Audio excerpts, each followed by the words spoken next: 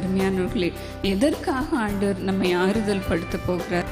இப்பொழுதும் நம்ம கஷ்டத்தை வேற யாரிடத்திலும் சொல்லாம இங்கு இயேசுவானவர் இருப்பார், அவரிடத்துல சொல்லுவோம் என்று ஓடி வந்திருக்கிறோம் அல்லவா? இயேசு அழைக்கிறார் கூட்டம் ஒன்றில் சகோதரி இவாஞ்சலின் பால் தினகரன் அவர்கள் வழங்கிய நாம் ஆண்டவரை தேடி ஓடி வரும் பொழுது நமக்கு இளைப்பாறுதலை கொடுக்கிறார். இறை செய்தியின் ஒரு பகுதியினை உங்கள் ஆசீர்வாதத்திற்கென வழங்குகிறோம். பார்த்து ஆசீர்வாதம் பெறுங்கள். சகலவித ஆறுதலின் தேவன் நம் நடுவில் இன்றைக்கு இருக்கிறார். 2 கொரிந்தியர் 1:3 நாம் இதை பார்க்கிறோம். பவுலுக்கு சகல விதத்திலும் ஆறுதலை கொடுத்த தேவனை குறித்து இப்படியாக சொல்லுகிறான். அவர் என்னை ஆறுதல் படுத்தது நிமித்தமாக நான் இந்த ஆறுதலை மற்றவர்களுக்கும் கொடுக்க வல்லமை உடையவனாக இருக்கிறேன் என்று சொல்லுகிறான். எனக்கு அருமையானவர்களே, எதற்காக ஆண்டவர் நம்மை ஆறுதல் படுத்த போகிறார் என்று நாம் இன்றைக்கு தியானிக்க போகிறோம். இன்றைக்கு நான் இங்கு வருவதற்கு முன்பதாக என் கணவரோடு ஜெபித்தேன். ஆண்டவர் ஏதாவது ஒரு வார்த்தை சொல்ல வேண்டும் என்று, உங்களுக்கு சொல்வதற்காக கர்த்தர் என்னோடு பேச வேண்டும் என்று ஜெபித்து கொண்டிருந்தேன்.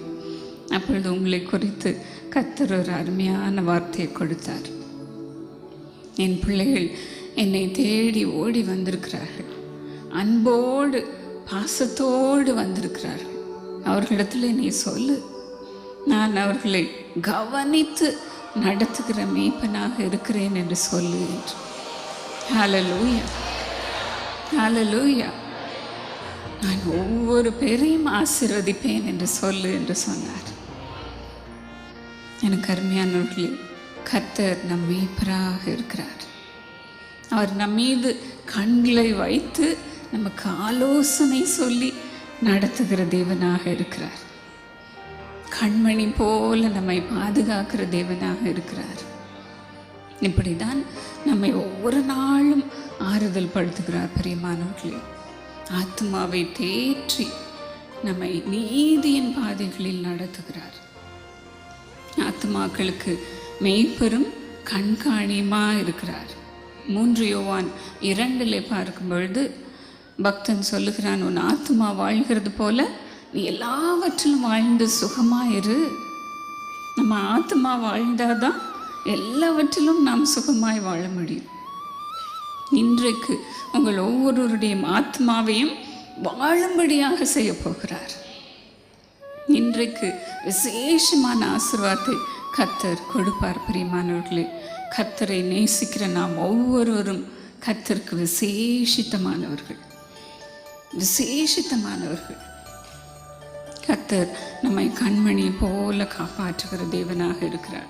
இன்னும் சங்கீதம் 12:5 பாருங்கள், வேதம் சொல்லுகிறது, ஏழைகள் பாழாக்கப்பட்டது நிமித்தமும் எளியவர்கள் விடும் பெருமூச்சு நிமித்தமும் நான் இப்பொழுது எழுந்து அவன் மேல் சீறுகிறவர்களுக்கு அவனை காத்து சுகமாயிருக்க பண்ணுவேன் என்று கர்த்தர் சொல்லுகிறார். ஏழைகள் கஷ்டப்படும் பொழுது, எளியவர்கள் பாடுபடும் பொழுது கர்த்தரால் அதை பொறுத்து கொள்ளவே முடியாது. அவர்கள் மேல் சீறுகிறவர்களுக்கு அவர்களை காத்து அவர்களை சுகமாக தங்க பண்ணுவேன் என்று சொல்கிறார். இன்னொரு வசனம் எனக்கு ரொம்ப இஷ்டம். சங்கீதம் 27:5 பார்க்கும் பொழுது, கர்த்தர் நம்மை கூடார மறைவிலே மறைத்து அவருடைய கூடாரத்தில் ஒளித்து வைத்து நம்மை காப்பாற்றுகிறார் என்று வேதம் சொல்லுகிறது. எனக்கு அருமையானவர்களே, அவர் செட்டைகளின் அடியில் நாம் வரும் பொழுது, அவருடைய செட்டையின் அடியில் அடைக்கலமாக வரும் பொழுது நம்மை உயர்ந்த அடைக்கலத்தில் வைப்பார். போவாஸ் அப்படிதான் ரூத்தை பார்த்து சொன்னான், இஸ்ரவேலின் தேவனாகிய கர்த்தரின் செட்டைகளின் கீழ் அடைக்கலமாய் வந்திருக்கிற உனக்கு நிறைவான பலன் உண்டாவதாக என்று சொன்னான். நம்ம ஒவ்வொருவருக்கும் அந்த நிறைவான பலனை இன்றைக்கு கர்த்தர் கொடுப்பார். ஹல்லேலூயா, ஹல்லேலூயா. நீங்கள் உங்கள் நேரத்தை கர்த்தருக்கென்று கொடுத்திருக்கிறீர்கள், உங்கள் பொருளை கர்த்தருக்கென்று கொடுத்திருக்கிறீர்கள், உங்கள் உயிரை கர்த்தருக்கென்று கொடுத்திருக்கிறீர்கள். உயிரை போல கர்த்தரை நேசிக்கிறீர்கள். கர்த்தரே அடைக்கலம் என்று வந்திருக்கிற உங்களுக்கு கர்த்தர் நிறைவான பலனை கொண்டு வருவாராக. யாக்கோபு 1:21 நாம் பார்க்கும் பொழுது வேதம் சொல்கிறது, உங்கள் ஆத்துமாக்களை ரட்சிக்க வல்லமை உள்ளதாக இருக்கிற வசனத்தை ஏற்றுக்கொள்ளுங்கள் என்று. நம்முடைய ஆத்மா வாழ வேண்டும் என்றால் கர்த்தருடைய வசனத்தை நாம் ஏற்றுக்கொள்ளுகிறவர்களாக இருக்க வேண்டும். ஆண்டவர்கிட்ட சொன்னால் எல்லாம் நடந்துரும் என்று நாம் சொல்லுகிறோம்.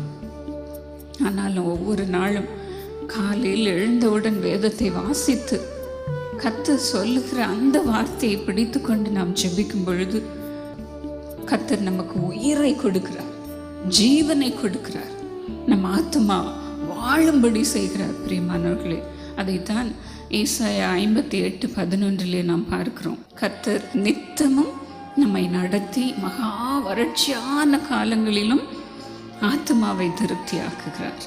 நம்ம கண்ணீர் வடித்து கொண்டிருக்கும் பொழுது, பாரத்தோடு இருக்கும் பொழுதும் கூட இந்த வசனம் நம்மை தேற்றுகிறதாக இருக்கிறது. மகா வறட்சியில் இருக்கும் பொழுது கூட நம் ஆத்மாவை திருப்தியாக ஆசீர்வதிக்கிறார். எப்படி திருப்தியாக ஆசீர்வதிக்க முடியும்? ஒவ்வொரு நாளும் அவருடைய உயிராகி அந்த வசனத்தை நமக்கு கொடுத்து கொடுத்து கொடுத்து திருப்திப்படுத்துகிறார்.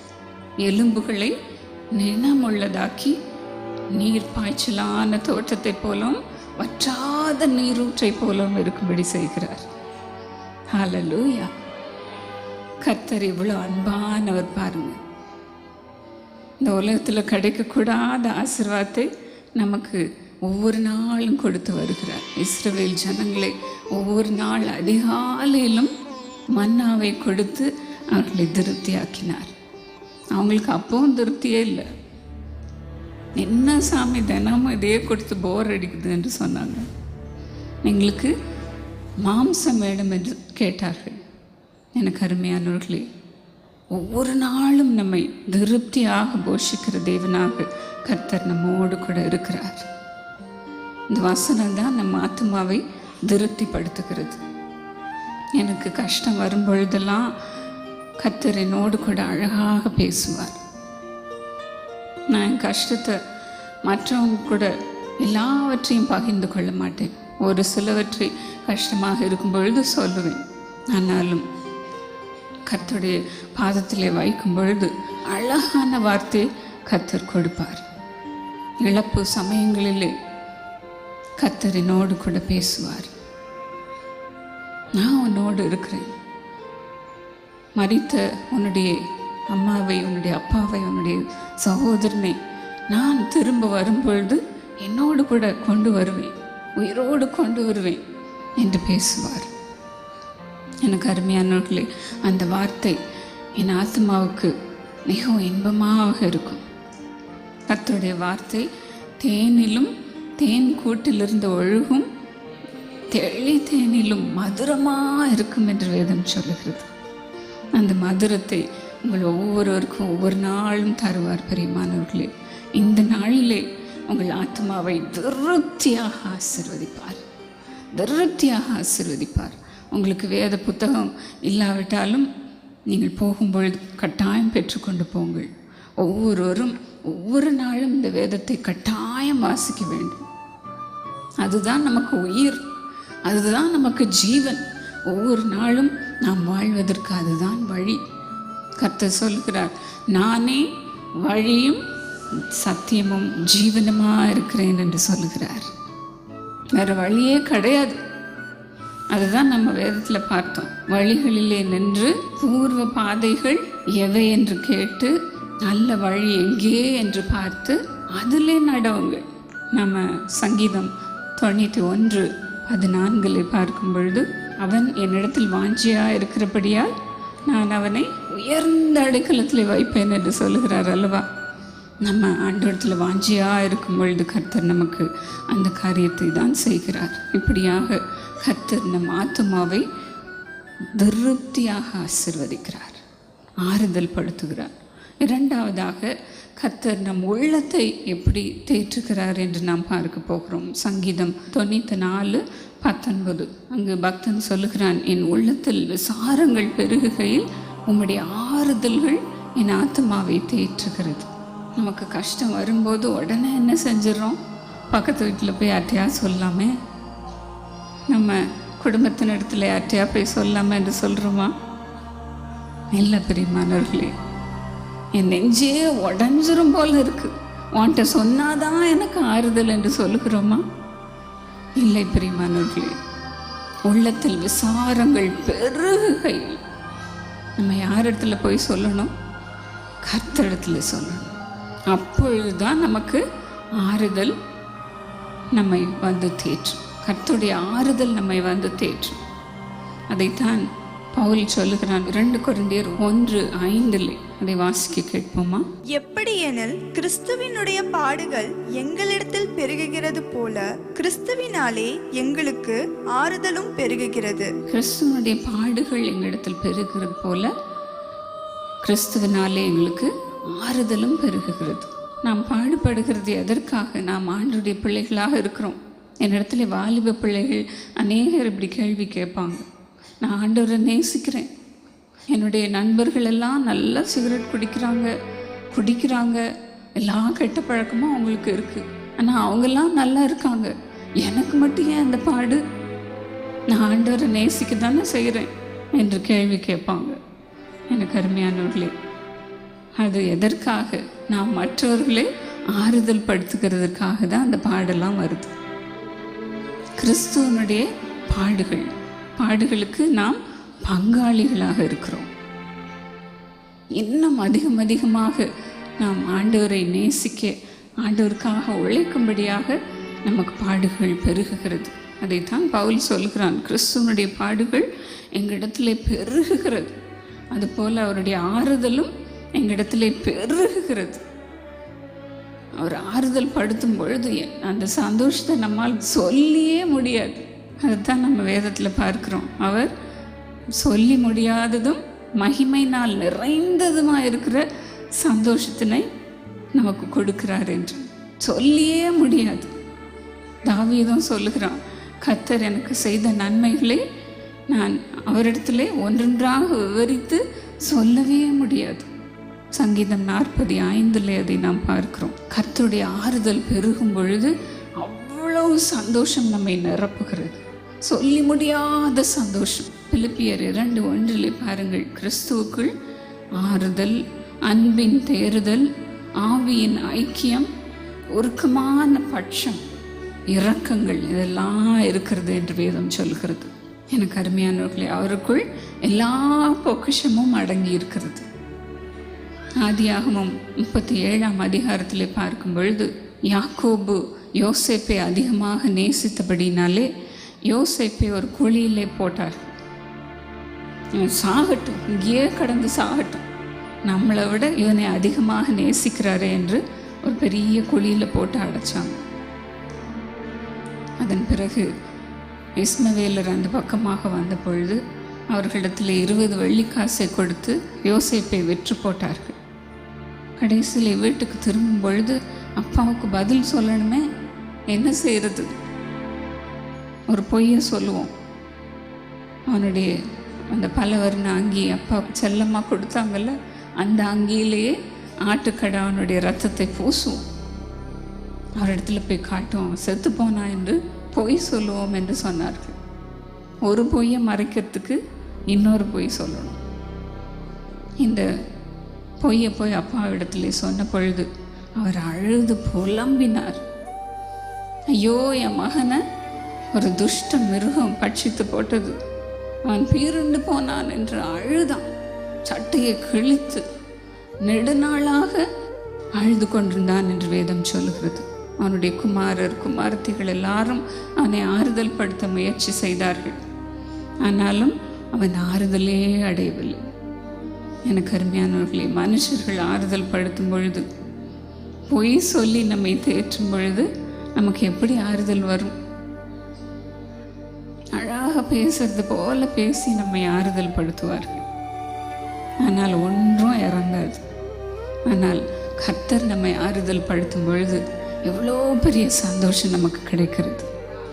எனக்கு அருமையானவர்களே, இந்த நாளிலே கர்த்தர் உங்கள் உள்ளத்தை ஆறுதல் படுத்தும்படியாக இறங்கி வரப்போகிறார். ஸ்தோத்திரம் அப்பா. உங்களில் அநேகர் அப்படி கஷ்டத்தோடு வந்திருக்கிறீர்கள். இன்றைக்கு கர்த்தருடைய ஆறுதல் உங்கள் உள்ளத்திலே பெருக போகிறது, பெருக போகிறது, நிரப்ப போகிறது. இது கர்த்தர் சொல்லுகிற வார்த்தை பிரியமானவர்களே. அப்படியே கர்த்தர் உங்களை ஆசீர்வதிப்பாராக. யோபு அதைத்தான் சொல்லுகிறான். யோபு 5:7 நாம் பார்க்கும் பொழுது, அக்கினி பொறிகள் மேலே பறக்கிறது போல மனுஷன் வருத்தம் அனுபவிக்கவே பிறந்திருக்கிறான் என்று. வருத்தத்தை அனுபவிக்கிறதுக்கு தான் மனுஷன் உலகத்தில் இருக்கிறான். இன்னும் 8ஆம் வசனம் 9, 10 போன்ற வசனங்களை அவன் சொல்லுகிறான். ஆனாலும் நான் தேவனை நாடி என் நியாயத்தை தேவனிடத்தில் ஒப்புவிப்பேன். மனுஷனிடத்தில் அல்ல, தேவனை நாடி தேவனிடத்தில் ஒப்புவிப்பேன். அவர் ஆராய்ந்து முடியாத பெரிய காரியங்களை, எண்ணி முடியாத அதிசயங்களை அவர் செய்கிறவர். அவர் தாழ்ந்தவர்களை உயரத்தில் வைத்து துக்கிக்கிறவர்களை ரட்சித்து உயர்த்துகிறார் என்று சொல்லுகிறார். தாழ்ந்தவர்களை, துக்கிக்கிறவர்களை கர்த்தர் பார்க்கிறார். எனக்கு அருமையானவர்களே, இந்த ஆறுதல் உங்களுக்குள் பெருகுவதாக. ஒரு வேடிக்கையான ஒரு கதையை வாசித்தேன். ஒரு குட்டி தவளைகள் எல்லாம் ஒன்றா சேர்ந்துச்சு. அதை பார்த்தோன்னே பெரிய தவளைகளும் வந்தது. எல்லாம் சேர்ந்து ஒரு காம்படிஷன் நடத்துவோமா என்று சொன்னாங்க. உடனே ஒரு போட்டி, ஒரு பெரிய உயரமான மாடி, அதில் யார் முதல்ல ஏறி போகிறாங்க பார்க்கலாம் என்று எல்லாரும் தீர்மானம் பண்ணி ஒவ்வொரு தவளையாக ஏறிச்சு. அதை பார்த்தோன்னே இது என்ன இவ்வளோ தவளை பெரிய மாடியில் ஏறுதே என்று சொல்லி பெரிய கூட்டம் கூடிச்சு. அதை பார்க்குறதுக்கு ஒரு கூட்டம். அவங்கெல்லாம் சொன்னாங்க, ஐயோ இந்த சின்ன தவளைங்க எப்படி இந்த உயரமான மாடியில் பெரிய கட்டடத்துக்கு போய் சேரப்போகுதோ தெரியலையே, இது ரொம்ப கஷ்டம், இதுங்களுக்கெல்லாம் இந்த பலனே கிடையாது என்று எல்லாரும் சத்தமாக சொல்லி கொண்டிருந்ததை எல்லா தவளையும் கேட்டுக்கிட்டே தான் ஏறிச்சு. ஏற ஏற ஏற சோர்ந்து போய் வயசான தவளெல்லாம் கீழே இறங்கி வந்துடுச்சு. பாதியிலே சின்ன குட்டி தவளைங்க தான் ரொம்ப வேகமாக ஏறினாங்க. ஏற ஏற எல்லாரும் கூடி இருந்தவங்கெல்லாம் அதுங்களை டிஸ்கரேஜ் பண்ணி, ஏற முடியாது இறங்கி வந்துரு நீ செத்து போவ என்று சொல்ல ஆரம்பித்தாங்க. அதில் குட்டி தவளைங்கள பாதி இறங்கி வந்துருச்சு. ஆனால் ஒரே ஒரு குட்டி தவளை மட்டும் யார் சொல்கிறதையும் கேட்கவே இல்லை. அது வாட்டுக்கு ஏறிக்கிட்டே இருந்துச்சு. உயரமான அந்த கட்டடத்தின் மாடிக்கு போய் சேர்ந்துருச்சு. கடைசியில் போய் தன்னுடைய மற்ற தவளைகளை பார்க்கும்படி மெதுவாக இறங்கி வந்தது. மற்ற தவளைங்கெல்லாம் கேட்டுச்சு, நீ மட்டும் எப்படி உயரமான கட்டடத்தின் மேலே போய் ஏறி உட்காந்த, எங்களால் முடியலையே, என்ன சீக்ரெட் என்று கேட்டது. அப்போ அந்த குட்டி தவளை என்ன சொல்லிச்சு தெரியுமா? எனக்கு தான் காது கேட்காது, காது கேட்டால் தானே இந்த வார்த்தையெல்லாம் நான் கேட்கணும், ஒருத்தர் பேசுறது எனக்கு கேட்கல, அதனால தான் நான் மேலே போனேன் என்று சொன்னது. எனக்கு அருமையானவர்களே, அப்படியே நாமும் இந்த உலகத்தார் சொல்லுகிற ஒவ்வொரு வார்த்தையும் காது கேட்காதவங்க மாதிரி இருந்துக்கும். என்ன வார்த்தைகள் சொன்னாலும் அது நம்ம காதில் ஏறவே வேண்டாம். செவிடு மாதிரி இருந்துக்கும் தலையாட்டிக்கிட்டு. ஆனால் கர்த்தரையே நாடி அவரையே நோக்கி பார்க்கும் பொழுது கர்த்தர் நம் ஆத்மாவை தேற்றுவார். பரிசுத்தாவின் பலன் நம்மை இப்பொழுது நிரப்ப போகிறது. கண்களை மூடி ஆண்டவரை நோக்கி பார்ப்போமா? ஸ்தோத்திரம் அப்பா. ஆண்டவரே உமக்கு நன்றி சுவாமி, நன்றி அப்பா, நன்றி ஆண்டவரே. நீர் எங்களை நேசிக்கிறபடியால் உமக்கு நன்றி அப்பா. எல்லாரும் இருக்கிற இடத்துல எழுந்து நிற்போமா? கர்த்தரத்தில் கொஞ்ச நேரம் நம்முடைய பாரங்களெல்லாம் சொல்ல போகிறோம். பாரத்தை எல்லாம் இறக்கி வைத்து கர்த்தருடைய முகத்தை நாம் தேட போகிறோம். கர்த்தரை நோக்கி பார்க்கிறவர்களுடைய முகங்கள் பிரகாசிக்கிறது என்று வேதம் சொல்கிறது. ஹல்லேலூயா, ஸ்தோத்திரம் அப்பா. அவர்கள் முகங்கள் வெட்கப்படுவதில்லை. வெட்கப்படுவதில்லை. ஆண்டவரே, உம்முடைய அன்பு எவ்வளோ பெரியது சுவாமி, உம்முடைய கிருபை எவ்வளோ பெரியது, உம்முடைய இரக்கங்கள் எவ்வளோ பெரியது சுவாமி. உமக்குள் தேறுதல் இருக்கிறது, ஆறுதல் இருக்கிறதப்பா. ஆண்டவரே, அதற்காக தான் உமது பிள்ளைகள் ஓடி வந்திருக்கிறார்கள் சுவாமி. ஒவ்வொருவரையும் இப்பொழுது நிரப்புவீராக. அவர்கள் பெயரை அழைத்து ஆசீர்வதியப்பா, ஆசீர்வதிய சுவாமி, ஆசீர்வதியப்பா. உன்னத அனுபவங்களை ஒவ்வொருவரும் பெற்றுக்கொள்வார்களாக, பெற்றுக்கொள்வார்களாக. இப்பொழுது இப்பொழுது இப்பொழுது. ஹல்லேலூயா, ஹல்லேலூயா. இடத்திலே வாஞ்சியா இருக்கிறவர்களை உயர்ந்த அடைக்கலத்திலே வைக்கிறவராக நீர் இருக்கிறீர் சுவாமி. உன்னதங்களிலே அவர்களை உட்காரும்படி செய்வீராக, செய்வீராக, செய்வீராக. Thank you Jesus. உம்முடைய ஆறுதல்கள் பெருகுவதாக, பெருகுவதாக, பெருகுவதாக. Thank you Jesus, thank you Jesus. நிரப்போப்பா, அவர்களை நிரப்போம் சுவாமி, நிரப்புமப்பா. பரிசுத்த ஆவியானவர் எங்கே உண்டோ அங்கே விடுதலை உண்டு, விடுதலை உண்டு. எல்லா கட்டுகளில் இருந்து விடுவிப்பீராக. பொல்லாத பிசாசின் கட்டுகளில் இருந்து நமது பிள்ளைகளை விடுவிப்பீராக, விடுவிப்பீராக, விடுவிப்பீராக. கர்த்தருடைய ஆசீர்வாதம் இறங்குகிறது, இறங்குகிறது. விடுதலையின் ஆவி இறங்குகிறது, இறங்குகிறது. சந்தோஷமாக ஆண்டவரை ஸ்தோத்திரம் பண்ணுங்க. என்ன ஜெபம் பண்ணோம் தெரியலையே என்று சொல்லாதிருங்கள். ஆண்டவரை துதியுங்கள். ஆண்டவரே, உமக்கு நன்றி என்று வாயை திறந்து சொல்லுங்கள். இதுவே ஆசீர்வாதத்தை பெற்றுக்கொள்ளுகிற நேரம். பிரியமானவர்களே, கர்த்தர் கொடுக்கிற ஆவியினால் நிரம்புங்கள். அந்நிய பாஷையின் வரத்தினால் நிரம்புங்கள். தீர்க்க தரிசன ஆவியினால் நிரம்புங்கள். ஹல்லேலூயா, ஹல்லேலூயா. எவ்வளோ பெரிய சந்தோஷம், எவ்வளோ பெரிய சந்தோஷம். ஒருவரும் சேரக்கூடாத ஒளியில் வாசம் பண்ணுகிற தேவன் இங்கு இறங்கி இருக்கிறார், இறங்கி இருக்கிறார், இறங்கி இருக்கிறார். அவருடைய மகிமை இறங்கி வந்து கொண்டிருக்கிறது. ஒவ்வொருவரையும் நிரப்புகிறது, நிரப்புகிறது. உன் வேதனை நீங்கி நீ சுகமாயிரு, சுகமாயிரு என்று சொல்லி அவர்களை சுகமாக்கோப்பா, சுகமாக்கோ சுவாமி, சுகமாக்கோப்பா. எல்லா வலிகளையும் எடுத்து போடு. எல்லா சுகர் பிரச்சனையும் மறைந்து போகட்டும். எல்லா கட்டிகளும் கரைந்து போகட்டும். எல்லா பலவீனங்களும் மறைந்து போகட்டும். எல்லா சாவுக்கு ஏதுவான வியாதிகளும் தொலைந்து போகட்டும். இயேசுவின் நாமத்தினாலே ஒவ்வொருவரையும் சுகமாக்குவீராக, சுகமாக்குவீராக. எண்ணி முடியாத பெரிய காரியங்களை செய்வேன் என்று சொன்னீரப்பா. அதிசயங்களை அவர்கள் பார்க்கட்டும், பெரிய காரியங்களை அவர்கள் பார்க்கட்டும். இயேசுவின் நாமத்தில் பிதாவே, ஆமென்.